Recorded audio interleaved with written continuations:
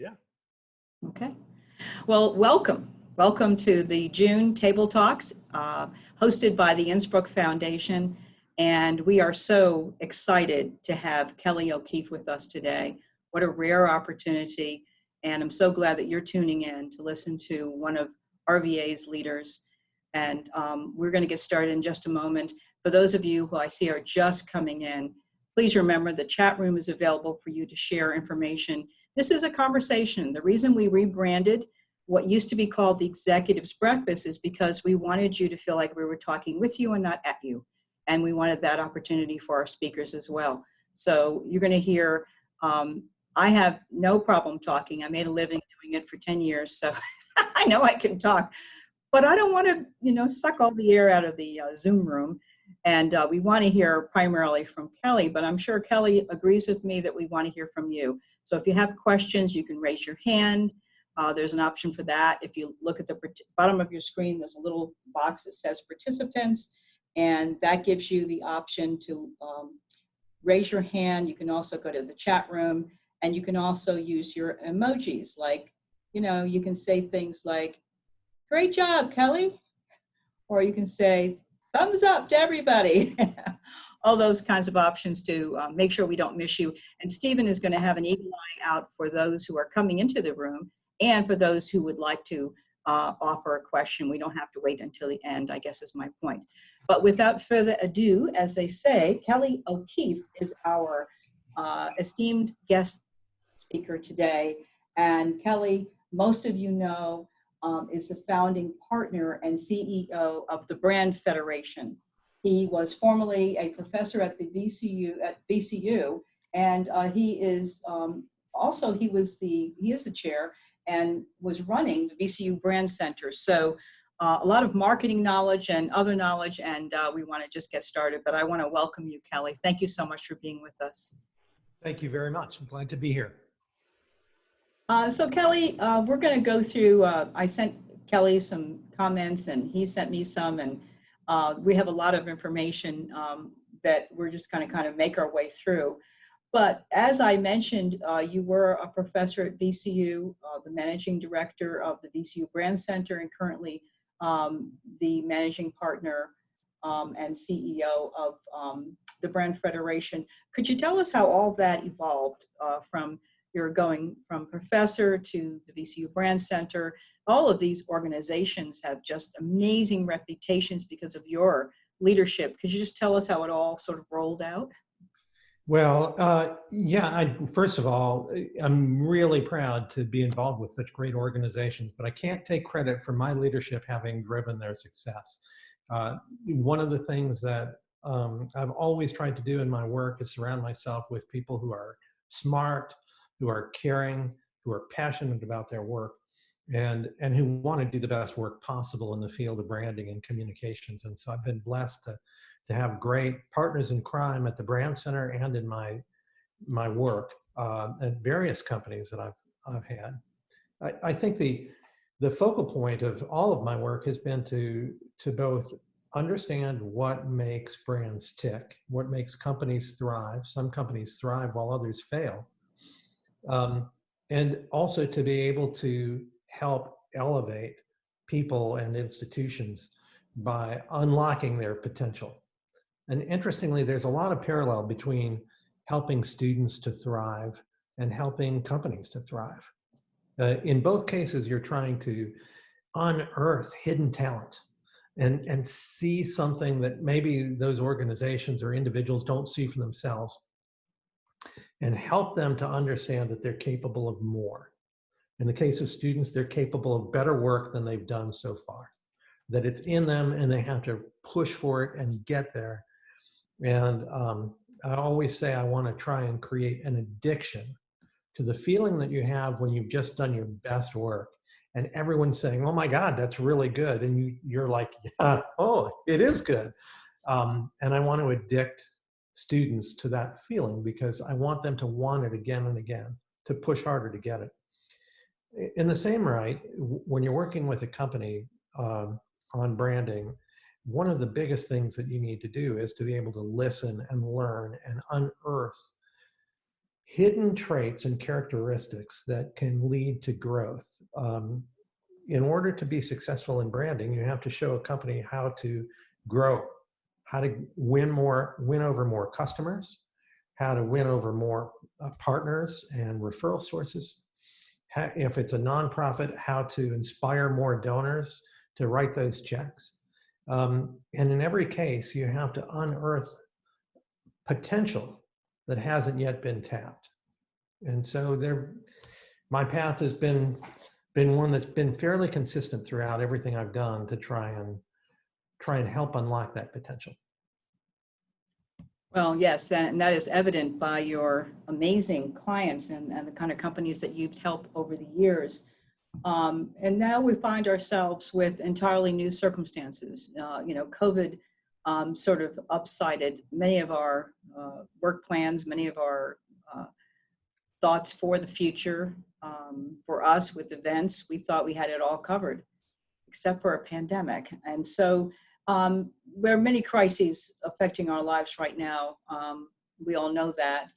But let's start with COVID-19. It might be all we get to cover today, but because that's a big thing. But could you help us sort of unwrap the crisis in terms of its impact on business and what kind of, I guess you could say, alternative plans you've offered to some of your clients and you can provide for the folks listening today, all of which are leaders in our community. We're trying to figure out how to respond in the right way. Yeah, I think that's great. This has hit us all hard and fast, and it's not the only crisis we have to deal with. I tend to be of the opinion that change is generally good. And the reason that change is generally good is because the status quo is far from perfect. And we all know that about our economy and world right now. We're on a course that's unsustainable in terms of the relationship with violence against Blacks, with economic inequity, with political division that seems to grow greater every day, with environmental crises and climate change, which is starting to flood our shores and affect our weather in significant ways. And with inattention to health risks that have been pervasive for a long time. And in all of these cases, the challenge isn't new. The challenge has been around. What's new is that we're really having to reckon with it. COVID-19 is a great example of that. The risk of pandemics has been something that's been talked about for over a decade and acted on insufficiently for over a decade. You talk to anyone in the world of science and medicine, and they'll quickly tell you that this has not been an unforecast event. It's just been something that we weren't fully prepared for. From a business point of view, what it means is that we all had to sort of take a time out for a while and reassess. Our businesses are built on human interaction, people being able to get together, to connect, to talk, to meet. And we were very comfortable in that role. And very quickly, we lost our ability to do that. On the positive side, I think what we have to look at is the remarkable resilience, especially of America's smaller businesses, in able to retool. Most of you are in businesses that are working now, maybe not at your full level, but working actively, serving your customers and your clients, doing your jobs, and you're doing it from home. I'm looking at bedrooms and kitchens and living rooms, which I love. And I'm also looking at a lot of names, and I'd love to see your faces. And this is a remarkable event that the world stopped us from behaving the way we were accustomed to behaving. Overnight, March 15th, everything shut down almost. And that it didn't stop us for long. That we just said, okay, we'll figure it out.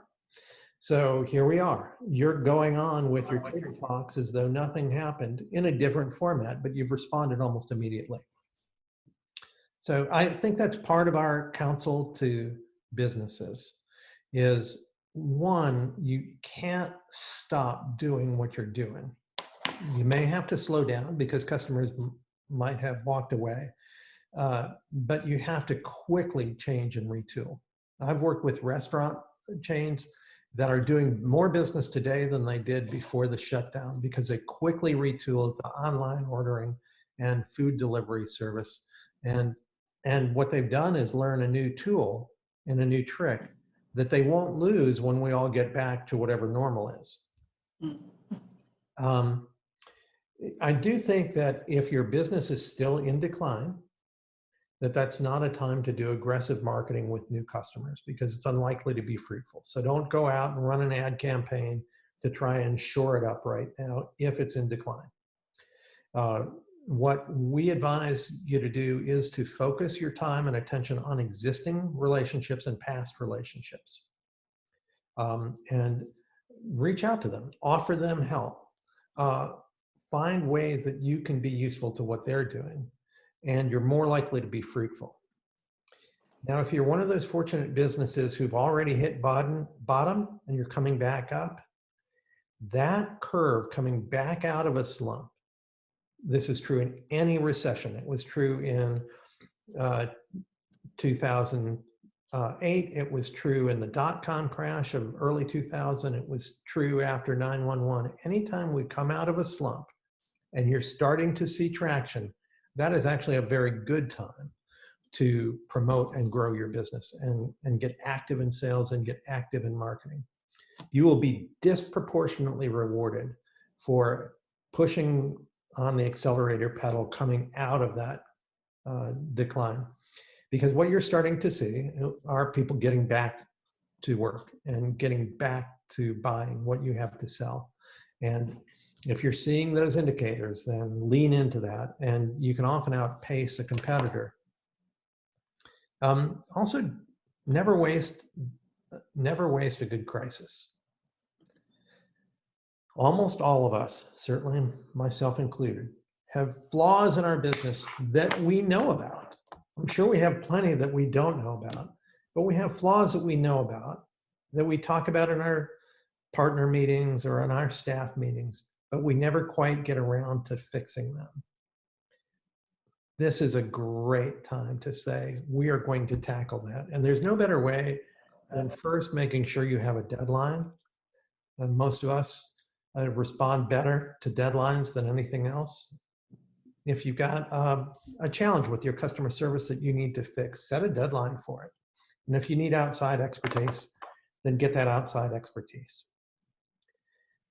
One thing as it relates to marketing and branding is there is a significant shift that we've been seeing coming all along, and that this crisis or these dual crises have brought to the forefront. And that is that we've been shifting from a business based on image to a business based on action.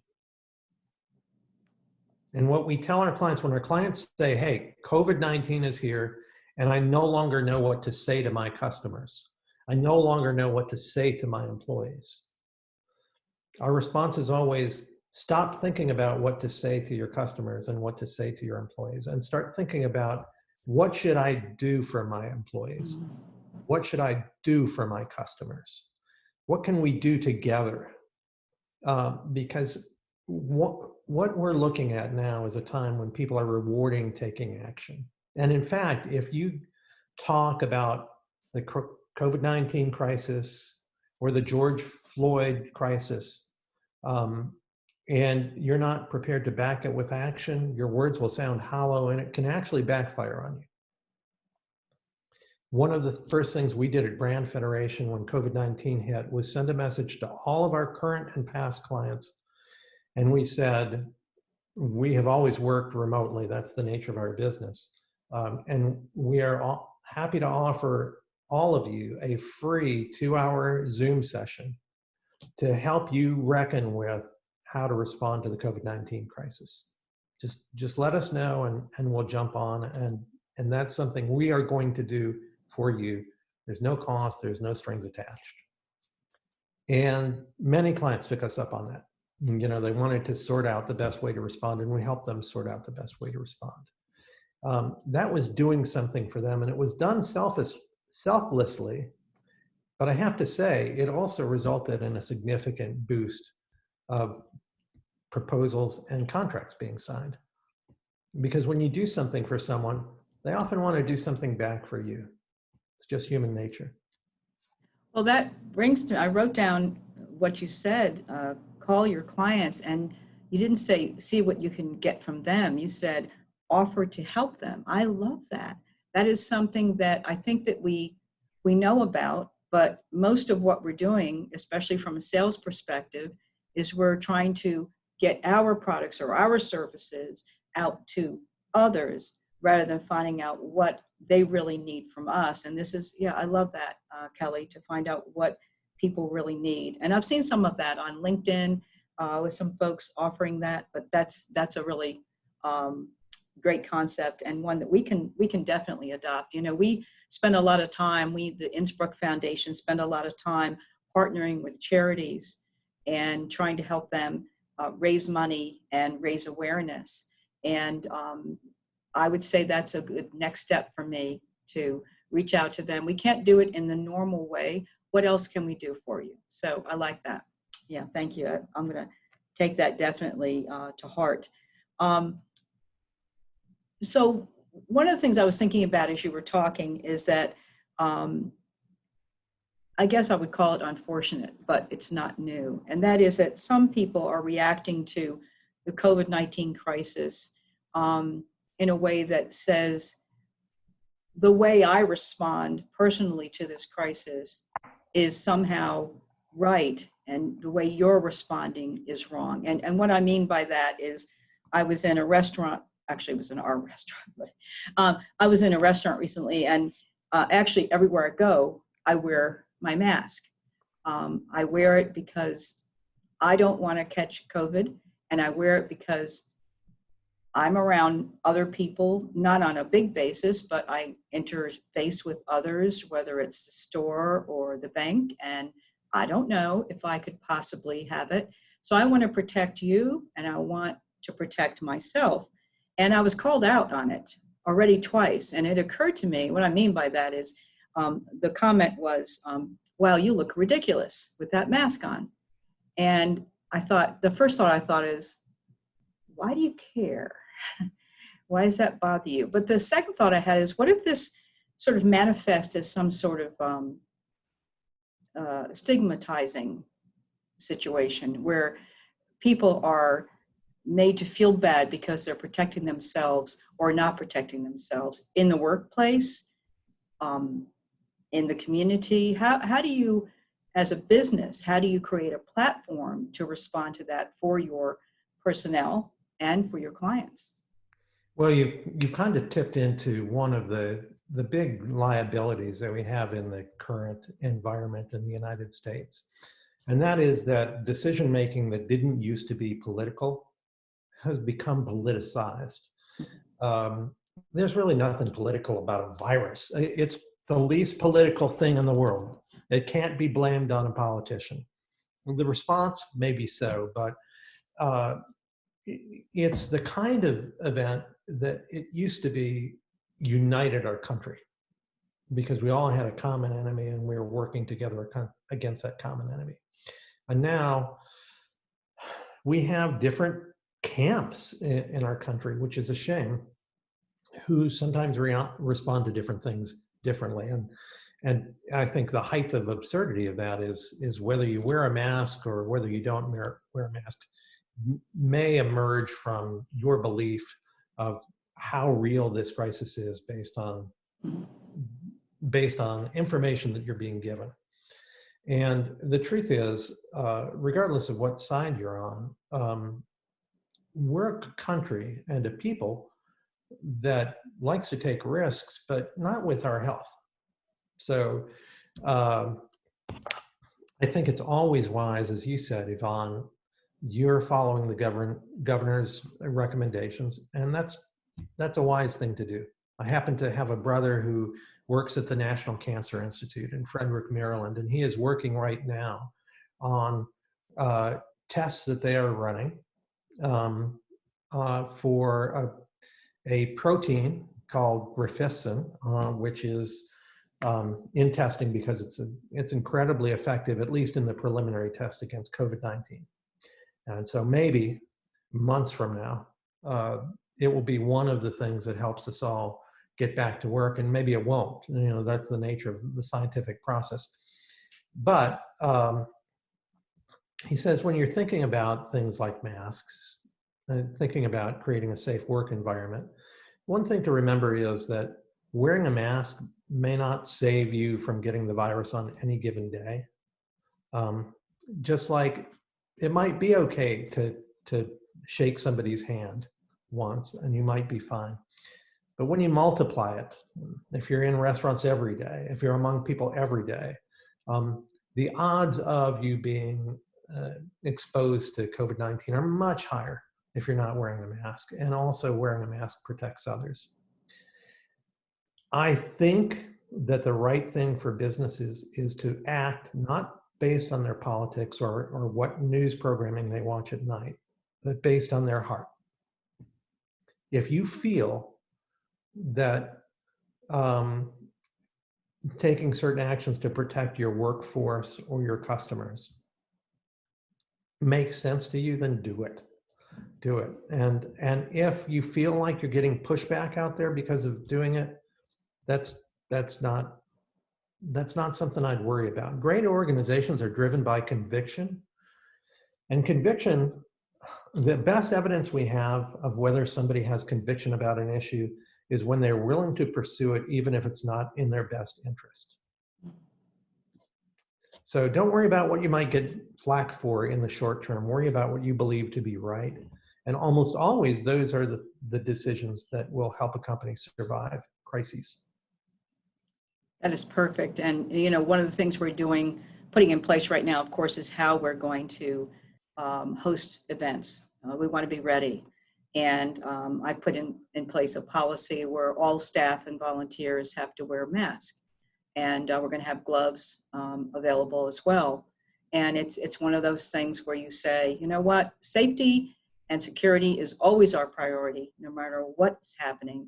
So COVID-19, perhaps it elevates that prioritizing, but it's not going to change it either. So we have to remember that and adjust as is. But so this is a perfect way for us to move into our next. I told you I'd looked at your information, and I saw you had a mantra of independent thinkers unite.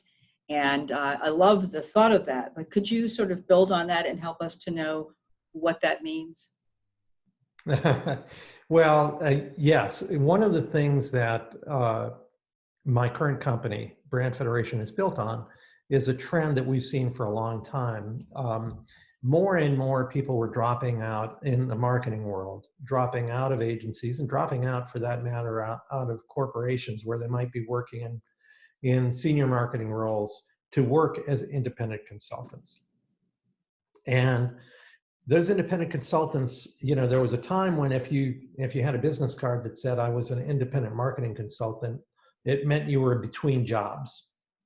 But today, there are people who for decades have been extremely effective independent marketing and branding consultants, working at the highest levels possible. And they're all over the country.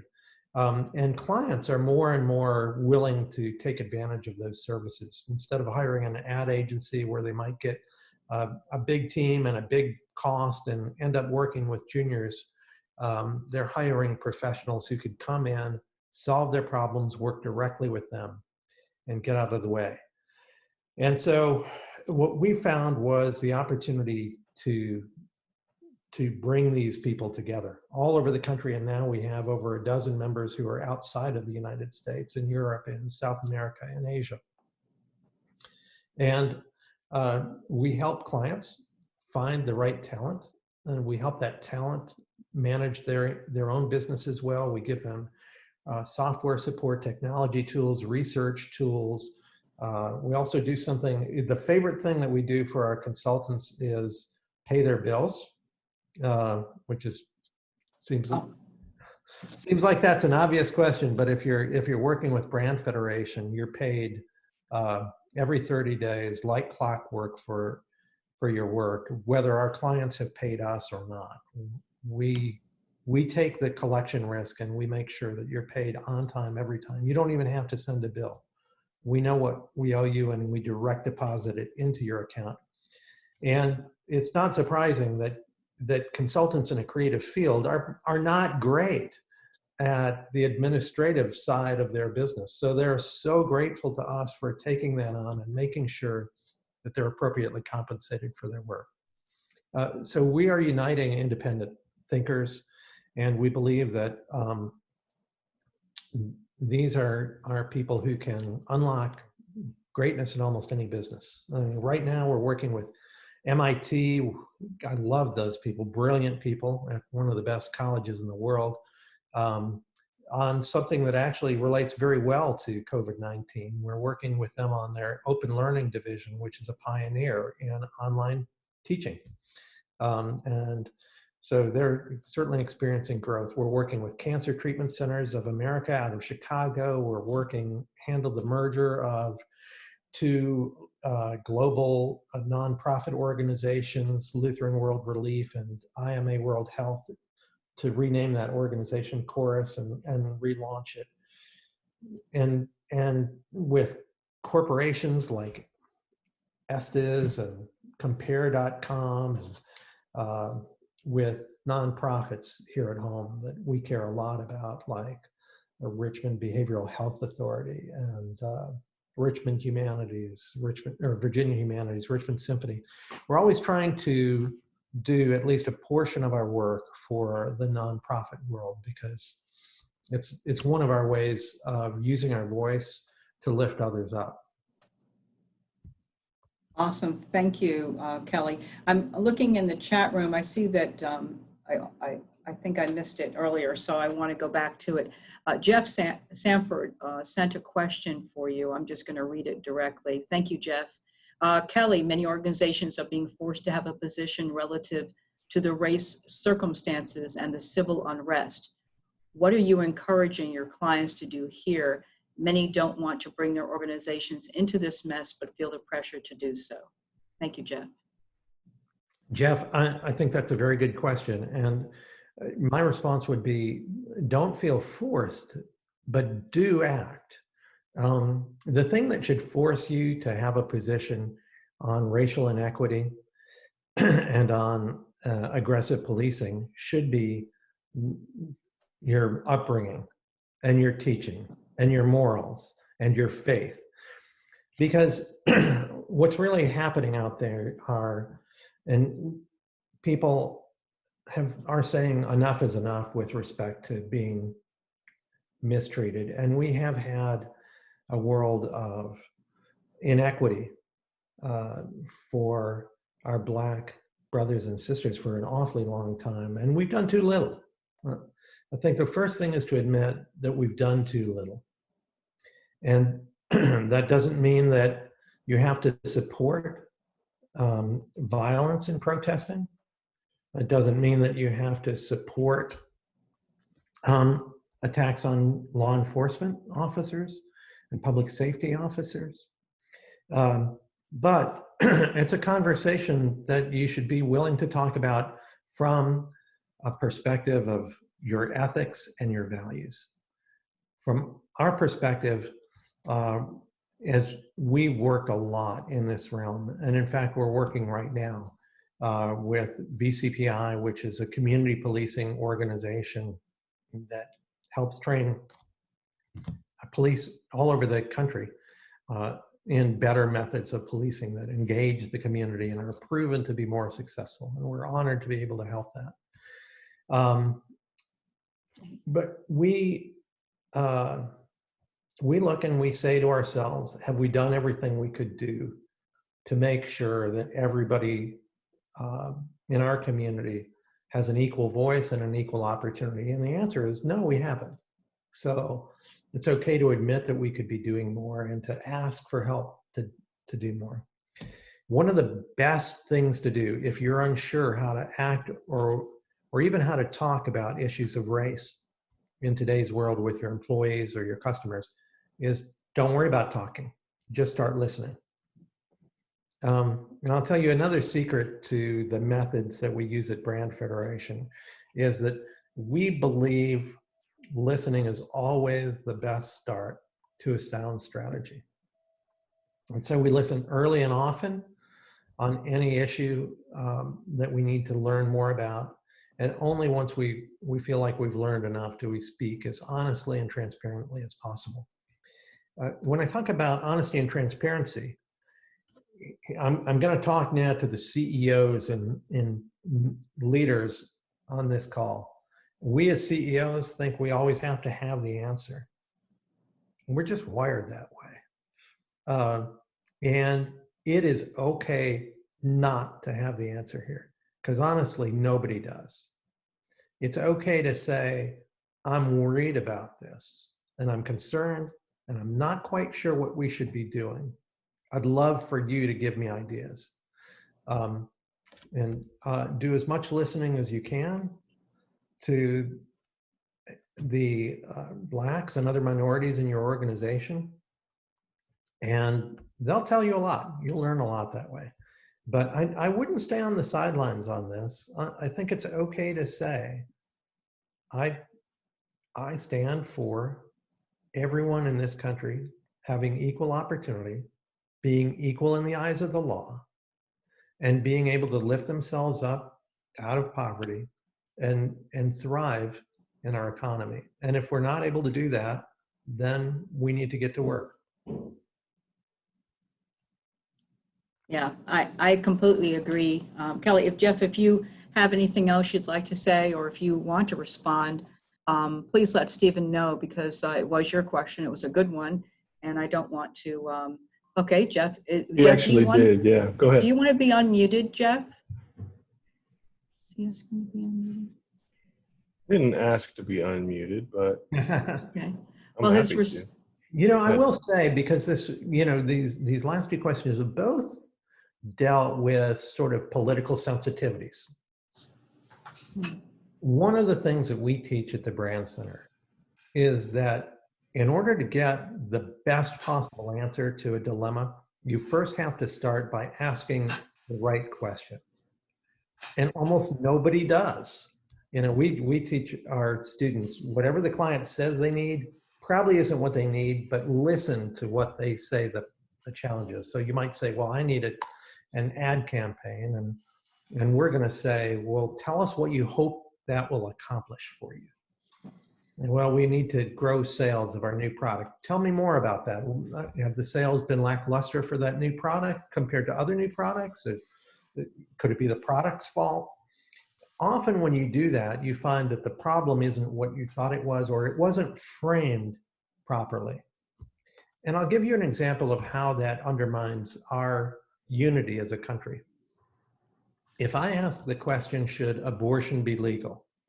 Holy smokes, you're probably half of you saying, I can't believe he's talking about abortion on this call. That's how polarizing that issue is. Should abortion be legal? Half of our country vehemently says, no, it should not be legal. The other half of our country, just as vehemently, yes, abortion should be legal. And we see division and we see animosity. But if I ask that question differently, if I say, should we do everything we can to reduce or eliminate the reasons that cause women to have the dilemma of whether or not to keep an unwanted child? Now, everyone agrees with that. Planned Parenthood and Right to Life are actually both opposed to abortion. Both wish there were fewer abortions. And if all of the country, over 90%, agrees that we should do as much as possible to reduce the number of abortions by reducing underlying causes, well, that's something we can work together on. Now, instead of fighting, we can work together.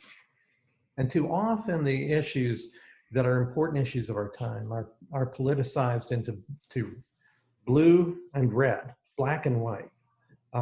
But most of us don't fall into those categories very easily. There are more than two choices to most issues.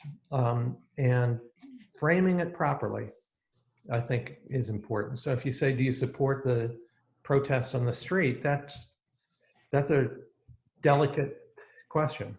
But if you say, do you believe we can do more to make sure that the American dream is just as available to anyone, regardless of race or origins of birth? Almost everyone on this, I would think, on this call, we all agree with that. And so frame things based on values and that not based on politics, and you'll do so much better with those issues. You know, one thing you said, first of all, thank you.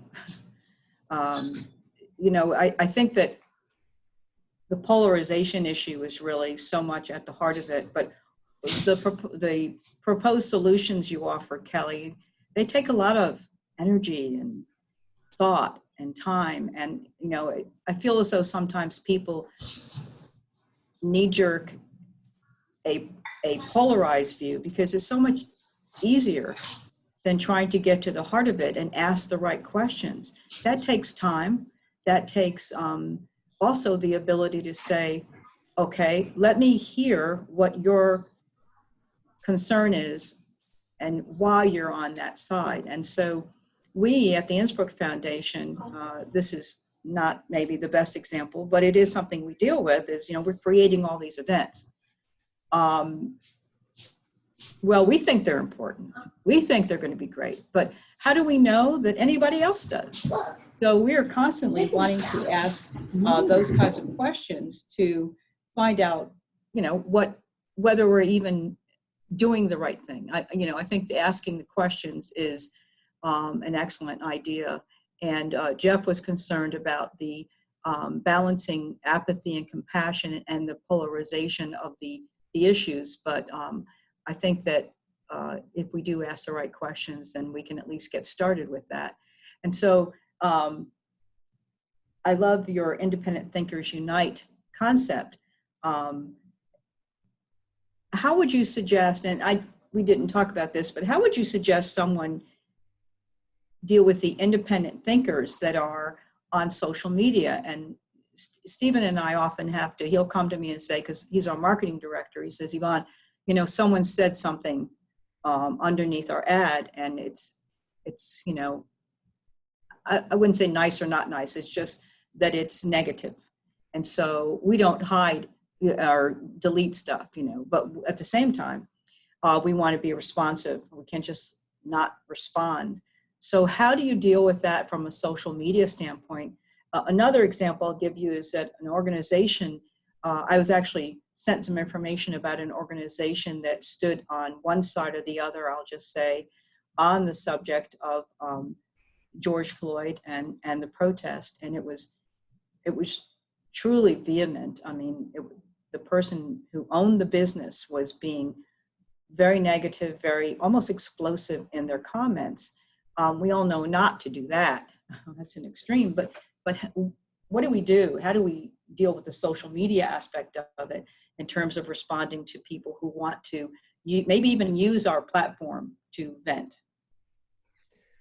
That can be difficult. And we've seen that. You know, I mentioned one of the organizations we work with is Richmond Symphony. I happen to be a board member of that organization as well. And just this week, they did a statement related to their support for the peaceful protests in support of Black lives.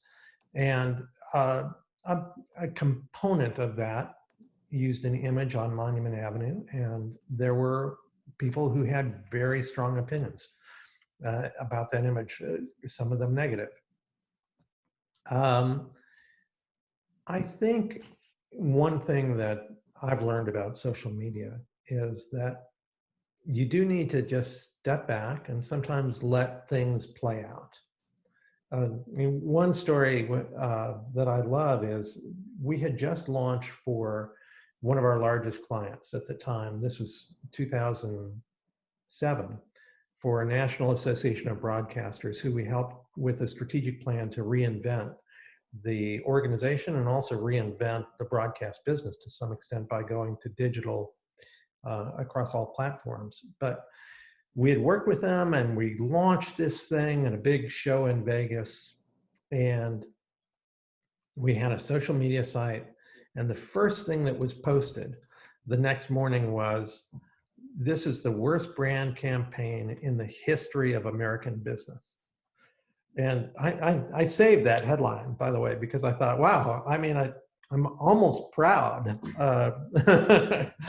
Literally the worst brand campaign in the history of American business. And so I called the person who was running our social media and I said, take it down immediately, get it down before the client wakes up.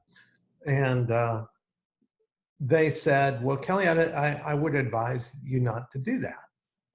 And I said, are you kidding me? This is going to kill us. And he said, no, I think you should leave it up. I think you should let other people's voices be heard. And I'll tell you what, 24 hours from now, if you think it should still come down, I'll take it down. But give me that. And man, I did not want to go and take that leap of faith, but I did. We let it alone. And by noon of that day, there were a dozen people supporting the campaign and saying whoever wrote that must be a jerk. So sometimes you do have to let those things play out and let various voices be heard, and that's the nature of social media. And just always remember that while some of those things are uncomfortable to hear, whether they're on print, on Facebook, in Twitter, or whether they're being whispered in the hallways outside of your ears, people are thinking them anyway. Isn't it wonderful to be able to have a window into how people are thinking and reacting to our decisions rather than just having them do it behind the scenes? Another thing I'll say is that we recommend to our clients that they use an abundance of compassion when people are sorting out new stimulus. So right now we're all trying to figure out what's going on, and maybe we love the monuments and they're going away. And maybe we're concerned about small businesses whose stores are boarded up, even while we're simultaneously concerned about the plight of African Americans. We're sorting through this, and that takes a little while. And when you're sorting through issues, it's important to have a lot of compassion. And, you know, in our company, we had a conversation about race and about an op-ed that my partner, Matt Williams, and I wrote for the Richmond newspapers last week. And one of our employees felt like, well, I'm just not so sure that I'm happy about the violence of these protests. And I'm not sure I'm where you guys are. And I said, that's completely okay. It's okay for you to be where you are. And in one way, sometimes we lack charity for other people who used to be in exactly the same position we were. Like maybe we thought the monuments were great up until 2 weeks ago. And now we think, no, they've got to come down. And we immediately start to say to anyone who still thinks they're great, what's the matter with you? When it was our position just a couple of weeks ago, we lack that compassion to say, hey, we all get enlightened at our own pace. And so anyway, I think you're doing the right thing, leaving the negative comments up. If you need to, sometimes you can rally your supporters and point out, alert them to the fact that there are negative comments there, and perhaps they'd like to chime in and join that conversation and support you. There's nothing wrong with doing that, but understand that it takes us a while to process things, and hearing it out loud is not necessarily a bad thing. Well, I love your comments about remembering that you had a different viewpoint before, because there's, like you say, there's nothing wrong with having taken your time to get where you are. But the beauty of what you're saying is it's humility. I had to learn how to walk when I was crawling. No one shamed me for wanting to continue to crawl or that I crawled. I had to learn how to be a good student. I had to learn how to be a professional. We all have things we're learning along the way. It's just that when we're learning things that put us on one side or the other of an issue, and the people with whom we interface are on the other side, and they're calling us wrong for being different, that's when it gets a little bit more interesting. Along the same lines of how you're kind of helping us to find our way through all of this, I really like what you say on your website about how you're approaching the restaurant industry.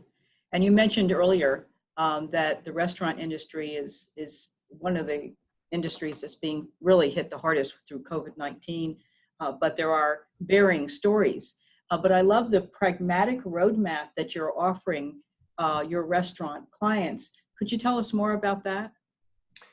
Well, it follows some of the same recommendations that I made earlier, which is that it's always easier when you are in a downturn, it's always easier to quickly get business from those who already know you than from those who don't. And so in the restaurant industry, if you have a loyalty list, if you have a database of customers, people who already know you, then you can use that loyalty program as a way to generate business almost immediately. And, when you think about what we have to do to get someone to buy from our businesses, the first thing we have to do is have general awareness. They have to know we even exist. Second thing is they have to learn enough about us to determine whether or not we're a good fit for their needs.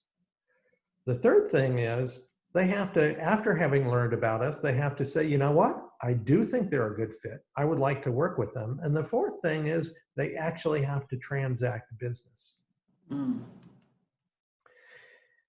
Now, when I go to an existing customer or a past customer, they've already done all four of those things. They know who we are, they know what we do, they like what we do, and they have purchased what we do. So all I have to do is get them to do it again. I don't have all of those preliminary steps to go through.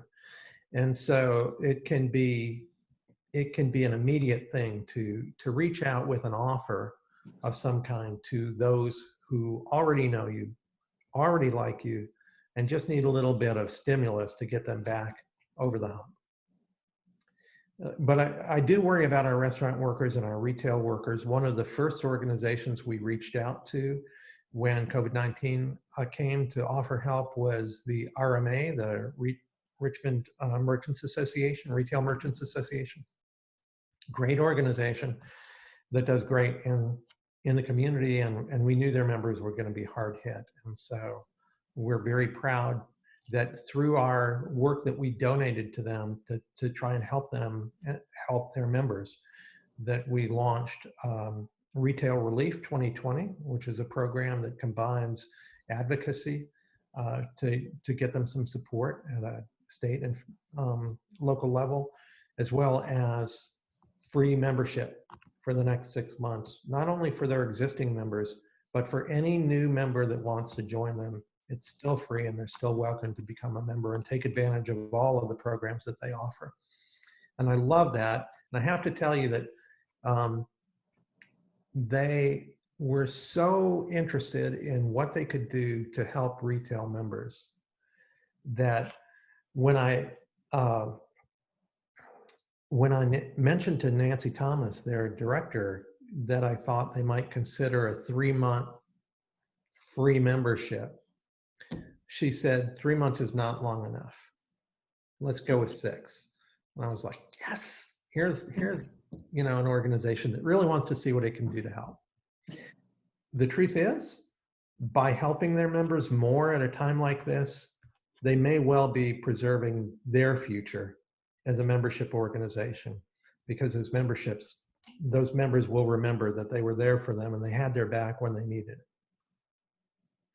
And Nancy Thomas is such a wonderful person and a great leader.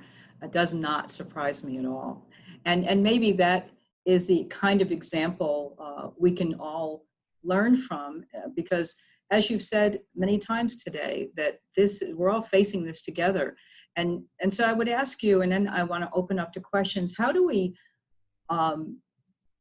help each other? You said offer to help one another. but that selfless work that you talked about. How do I help a business and that we've never even, really crossed paths?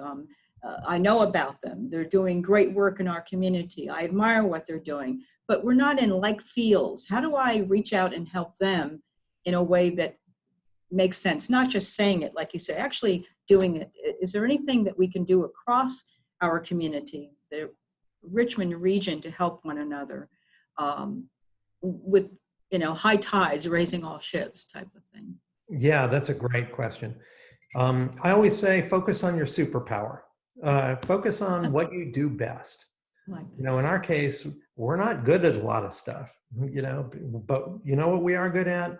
Branding, marketing, helping give voice to causes. So it was natural that we were able to help RMA by giving voice to important causes that they were championing and helping them to understand how to do that. And so we help through that. We're helping, as I mentioned, we're helping the VCPI to promote community policing so that they can get out of that.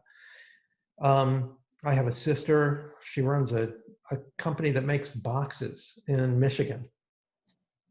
She went to the local food bank, who is doing much more work right now because people need food delivered to their home. They can't get out of their home, especially if they're seniors. And she offered to deliver them boxes at no cost to help to ship the food that they needed shipped. She used her superpower. There's not a lot that her business does, but you know what it does? It makes boxes well. I have another friend who runs a business that's a janitorial supply business. And they have more capacity than they have demand right now because they serve hotels, which aren't doing that much right now, and they serve restaurants. They aren't doing that much right now. So they've taken their employees and their products and services and offered them to help medical institutions that need more help right now, and others to sanitize workplaces and to make sure that they're able to get back to work. So whatever it is that you do in your normal business, it's do that, except do it selflessly. Use some of that. We all have excess capacity right now because things are slow, because we are in a recession. Use that excess capacity and ask yourself how you can help others in this community. We'll all get back to it better, faster, and you'll go from being a business that is respected to a business that is loved. Oh, that is an awesome ending statement. I do want to say congratulations to Kelly, and make sure everyone knows about your extraordinary awards and recognitions that we of course know now, if we didn't know before, why you've received them. Virginia Communications Hall of Fame, you are a member of that, a former Richmond Ad Person of the Year, as well as the Virginia Entrepreneur of the Year. So congratulations on your many accolades. And I feel so much better. I feel helped. And I hope everyone feels that way. I'm going to change the view just a little bit, and so that everyone can, I think I'm doing this right. So everyone can show their love to Kelly. Please offer your applause and appreciation for Kelly O'Keefe today. We just really have enjoyed having you with us today. And I want to open up the floor to questions. We're coming up on 2 o'clock. We try to respect everyone's time. And but I do want to make sure everyone gets to ask a question. You have a unique opportunity here. Kelly O'Keefe, right here with us.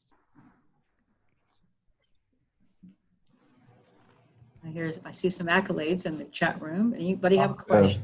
Kind words. And I'll make this offer because we are in a mood to be as helpful as possible. If you have a question that you were unable to get answered during this call, my email is in the chat, and feel free to email me and we'll do our best to help you out. Yes, and if you missed that in the chat, you can always reach out to Stephen Casper, scasper@innsbrook.com or events@innsbrook.com, and we'll make sure we connect you with Kelly. One thing I would like to say is that we've talked a lot about branding. We've talked about nonprofits, and I years ago had the great opportunity of working as a partner of Claiborne Mason, who is now running the Virginia Home for Boys and Girls, which is a super good and an important one of our local organizations. And our daughter Elizabeth is on this call, and you know, her daughter has not fallen that far from Claiborne because she is working right now at St. Joseph's Villa, where I've in the past have been proud to be a board member and a contributor. And so I can't be more excited to see Claiborne's daughter on this call and to recognize her for the work she's doing. If you don't know about St. Joseph's Villa, it's an amazing organization, and our community is better for having it. Thanks, Kelly. And we partner with the Innsbrook Foundation, and they are wonderful supporters of us. So thanks for holding this, and it was a great call. Oh. Yeah, glad to see you, Elizabeth. Yeah, we haven't seen you in forever. Hey, Hey. long time no Yeah. see. Oh, no. Yeah, we were so sad to see that we got our golf classic sideline this year. That is one of my favorite events that we collaborate on it, but it's one of my favorite events that we are involved in at all. And so that was kind of sad, but we'll just appreciate it that much more next year. We're already on the books. Oh, there you go. Good. You know, Good. I want to offer again to those of you who are here, the Innsbrook Foundation, we partner with charities throughout the year, and we help them raise money, and we also write checks to charities. Last year, the Golf Classic was really successful and a wonderful reflection of Elizabeth and her colleagues' work. And as I said, we work together on it. But I do want to just give it some thought. You know, we're all facing our own level of crises right now.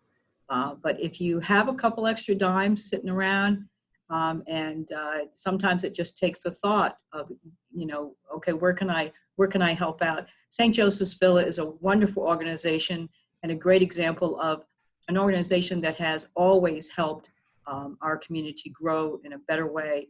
And there are many other charities as well, but just consider that charity that you want to give to, and you can go online and do a lot of that giving, or reach out to them and just say, hey, maybe you just want to volunteer. But there's a lot of things we can do to help out our charities, who really are the bedrock of our community, because they do work that is helping everyone live better lives, not just through COVID-19, all the time. So thank you, Elizabeth, for your great work. Thank you, guys. If anyone wants to know more about the villa, my contact information is in the chat. Love to talk. Did anybody else have any questions? I noticed, I think Al Hinkle unmuted himself. Al, did you have a question for Kelly? The only question I had at this point was, given the current environment, when you're talking with people about branding or rebranding, is there one common thing that people tend to, if you will, do wrong, do something that's not going to be effective that you know upfront? Well, yeah, that's interesting. To boil it down to one is difficult, but if you'll permit me, I'll mention two really quickly. The first is they don't talk to their customers enough and get information. I remember being on the board of a company down in Birmingham, Alabama, and the company had launched a new division, and they had pitched this new business to 40 companies, and none of them bought what they had to sell. And they had forecasts that they should have 20 of them closed, and none of them closed. And so they said, we don't know why this is happening. And I said, well, did you talk to any of those 40 people about why? And they said, oh, no, do you think we should? Yeah, you know what? If you want to know why a customer isn't buying, maybe you should ask them. So we did interviews with 20 of the people they pitched, and we found two significant flaws in that offering. Both of them were very easy to fix, and we fixed them. So first, if you have a dilemma, talk to your customers. They're a great source of information. It's hard for any of us to be introspective, to be able to see ourselves as outsiders do. But if you interview those customers or get a third party to interview those customers, you will learn a great deal. And you can ask questions. What would it take to get you to buy more? What would it take to get you to refer us to other people? What have you been satisfied with? What do you wish we would change tomorrow? What do you wish we would never change? So getting information is important. Our business is based on listening. The other mistake I think that people often make is the lack of being honest about what you're good at. It's okay to be really good at some things and not good at others. We don't need everyone to be perfect in all ways. Apple Computer built the largest public company on earth in terms of valuation, from an almost bankrupt company making products that a lot of people thought were too expensive. Starbucks went into a field of selling coffee at a time when an average cup of coffee cost 50 cents. And they said, you know what? We've got some coffee and it's $4. It's really good coffee though. And what we all said is, oh boy, $4. That's crazy. But you know, I kind of want to try that coffee. And now you can go to Starbucks and wait in line in the middle of a recession to pay $4 for your latte. So you don't have to be good at everything. And when you try and pretend that you are, you look inauthentic and your flaws show. Some of you will remember Ucrop Supermarkets, which was a great chain locally, and they did a lot of things well, really well. But they had a tagline slogan that was where low prices are only part of our values. Catchy, but they didn't have low prices. They never had low prices. That was never part of their values. And what happens when you do that is if the ad works, it attracts people who are attracted to low prices. And you're literally attracting the customer you are least likely to satisfy. So they come and they say, good, I'm coming for the low prices. Oh my God, these prices are high. For the people who already knew and loved Ucrops, they paid no attention to the advertising at all. It didn't do anything for them because they already knew Ucrops were higher priced. They would have been better about to just be honest and say, we operate at higher standards than other supermarkets. And what you really want is a supermarket that operates based on values, that is trustworthy and has better product, because that was true. And so don't try and market your flaws, market your strengths. You know, I love that, Kelly. I went to go get my first mani-pedi, you know, after the COVID, and I was just so excited. And I have to say, the place I go, I have no need to promote them, but I will. What is it called? Escape Nails. That's what it is. Right there in Kroger, Short Pump, you know, that shopping center. And the reason I started going is because they give you a free glass of wine. You get your nails done. I thought, what could be better? Getting a manicure and a pedicure, and I'm drinking a glass of wine, you know? And so I was on my way there, and I'm thinking, oh, wow, the reason I went to this place, now I won't drink wine from a place like Escape Nails. It's nothing against them. It's just not the right time to be drinking wine, you know, while you're getting your nails done. And so when I walked in, they had such a great response in terms of what they're doing, you know, sanitizing and these barriers and whatever. But they, of course, are not serving wine. So I thought, you know, I really come here because they do a really good job. And so their superpower is not serving wine. Their superpower is a mani-pedi. So yeah. Perfect example. Yeah. I'm not going to go anywhere else just because I don't get my wine anymore. Don't let your competitors make you talk about their strengths. Talk about your strengths and ignore that pushback from competitors. Yeah, that's awesome. Any other questions, Stephen? How are we doing?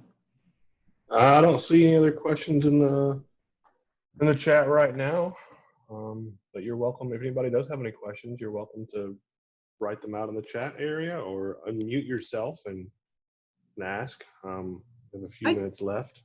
You know, Stephen, I just want to ask Peter, he seems to be munching on something and I'm hungry, and I was just, you know, I feel like I see part of the branding, but What are you munching on there, Peter? This is effective branding, Kelly. I'm sure Kelly has noticed my shameless plug for our fellow Innsbrook members, Whitley's Peanuts. I truly love these, and I pay twice as much for these that I do other peanuts. And their logo on the back, Kelly, is like no other peanut you've ever tasted. That creates curiosity. And they are truly like no other peanut, but I do it for Jonathan. I want to help his business. That's impressive. Are those Virginia's In finest? Innsbrook, next to Starbucks. Are those Um, Virginia's finest peanuts? Does it have on the back the Virginia's finest icon as well? Just curious. Oh. Yeah, It does. Good. Is fantastic. Jonathan, are you listening? Jonathan Ewiston? No, He's- he had to step off. on, He's though. actually he's busy running the show, I think. He is running the Yeah. show. Yeah. I bought them all through the pandemic because they deliver. Yeah. Yep. Mhm. When I wasn't going anywhere, I was getting my weekly delivery of Whitley's Peanuts. Love 'em. And Peter, that's a really good example too of not just a good product. Yeah, they're delicious, but also Jonathan, as a regular at our table talks, he comes to all of our events as a vendor, and he is one of the nicest people I have literally ever met. He's so thoughtful and always looking for ways to help others. That's why I want to help him out. So, there's that as well. It's like, how are you as yourself representing your organization? So That's awesome. I'm going to go get some. No, I don't even have to go. I'm going to order it for home delivery. That's right.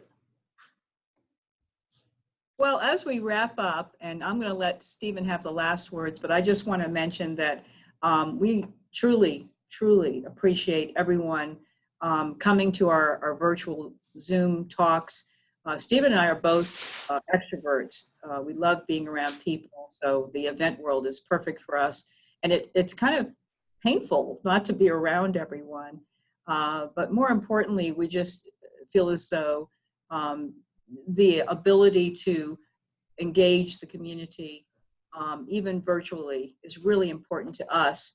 And we appreciate your support in just coming in and trusting us to deliver the information that you need. And I want to say thank you to Kelly O'Keefe, because the real reason people are here is because of you.